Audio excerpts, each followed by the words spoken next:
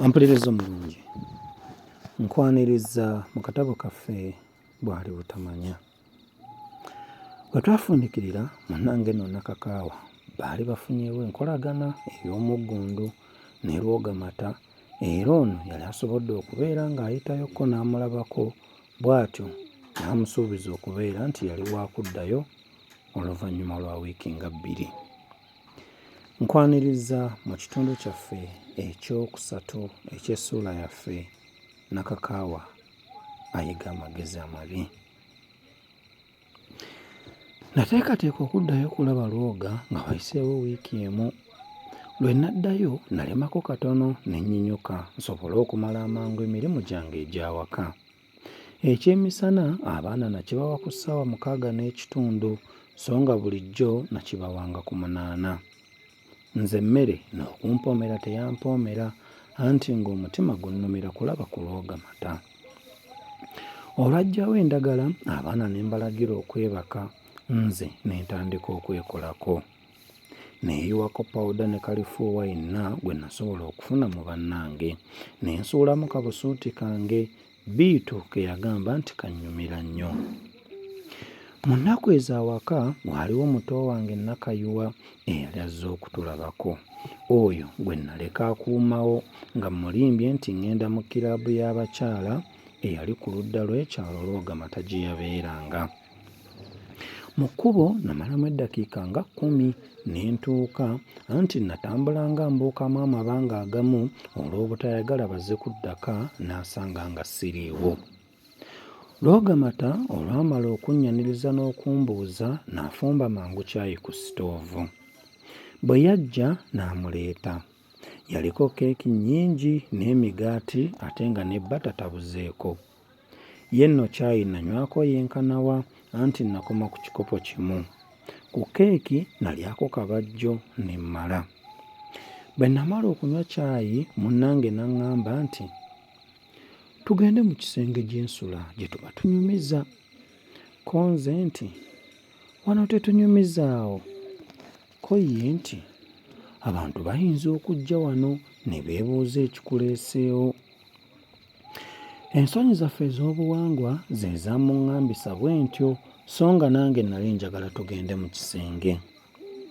Waayitawo akaseera katono ne nsituka ne tugenda mu kisenge kye yasulangamu.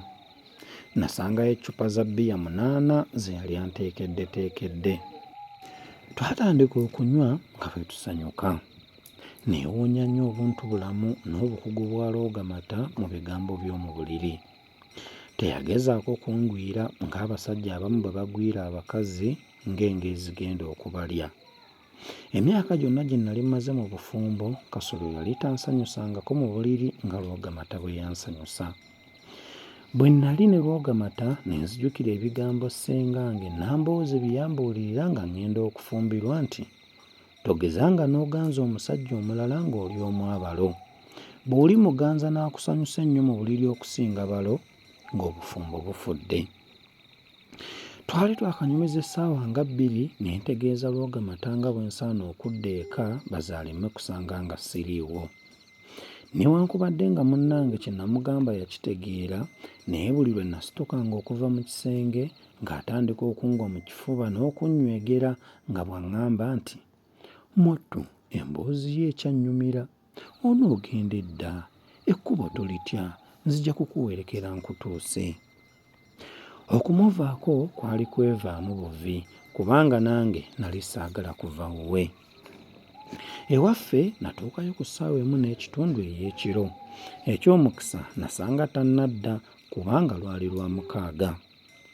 Yakomawo ku 7 ez'ekiro nga gwanywedde gukwatanga mu mannyo.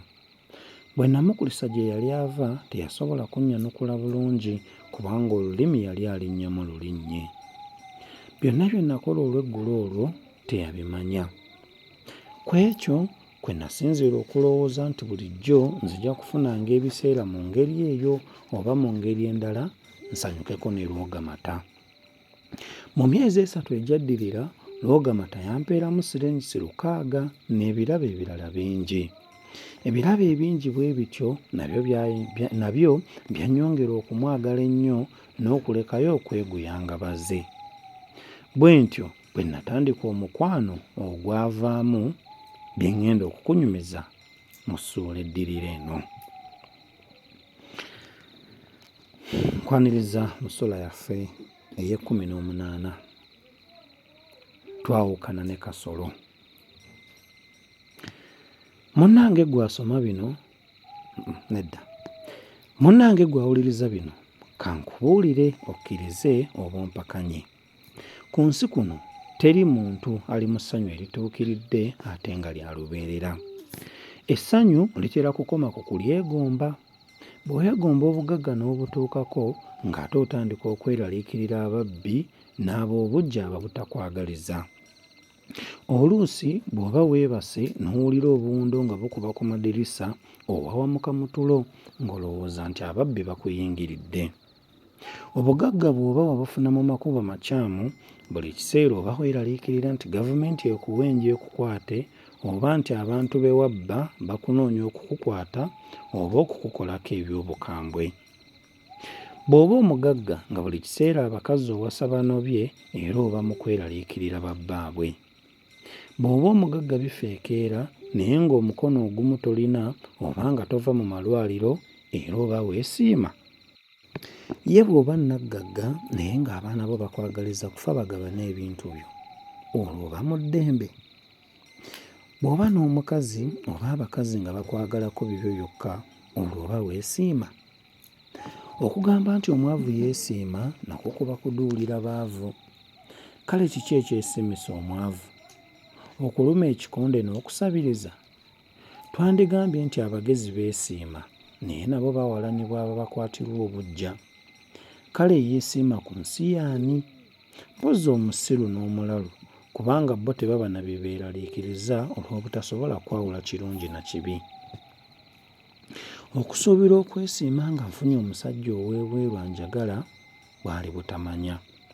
Okusooka saasobolanga kutambulako na lwogamata nga tweyagala ng'abaagalana bwe batera okukola. Mu ssaawa ez'ekiro abantu ze batera okunyumizaamu ne baganzi baabwe, nze neegombanga nnyo okulaba ku lwogamata nga sirina ngeri yonna ey'amangu eyinza okumuntuusaako. Olwo okwagala kwanviirangamu bulumi. Mu maka ga lwogamata saayagalanga nnyo okusanyukiramu naye nga ntya nti si kulwa ng'omwami wange atukwatiramu. Waliwo lwe twatunda omwoyo ne twebaka mu maka ga Biituleesi nga bba ali ku safaali ya nnaku 4 mu Lwanda. Okwagala kikuliira amagezi twebakako ne mu lusuku emirundi egiwera. Ate lumu lwogamata yanneesisiwaza bwe yaŋŋamba nti, njagala bala akukwate nga twebasa akugobe ojjire eddala ewange ofumbe. Ekyo nze saakikkiriza kubanga nali ntya nnyo okuswala mu bazadde bange ne mu bantu abalala. Kye nakola kwe kulimbanga Kasolo mu bintu ebya buli ngeri nsobole okulaba ku lwogamata. Lwali lumu ne tuteesa ne lwogamata nti nze jja kusaba bazze ampe ennaku 3 ngende ndabe kuba ewaffe, nti naye ewaffe ndisulayo ennaku 2, olwokusatu ne ndusula ewuwe. Olunaku lwe nasuubira okusula ewuwe nalwo nalumutegeerezaawo. Omwami wange namusaba ng'olunaku olw'okugenderako lusigazza wiiki emu lutuuke. Bwe namusaba teyagaana kubanga namulimba nti ewaffe eriyo abalwadde. Okuva gye banzaala okutuuka ewa Kasolo waliyo mayiro 20. Mu nnaku ezo tekyali kizibu kugenda gye banzaala n'okudda. Wayinzanga okufuna amangu takisi oba bbaasi n'ekutwala. Mu biro ebyo abantu tebaanoonyanga takisi oba bbaasi wabula zo ze zaabanoonyanga.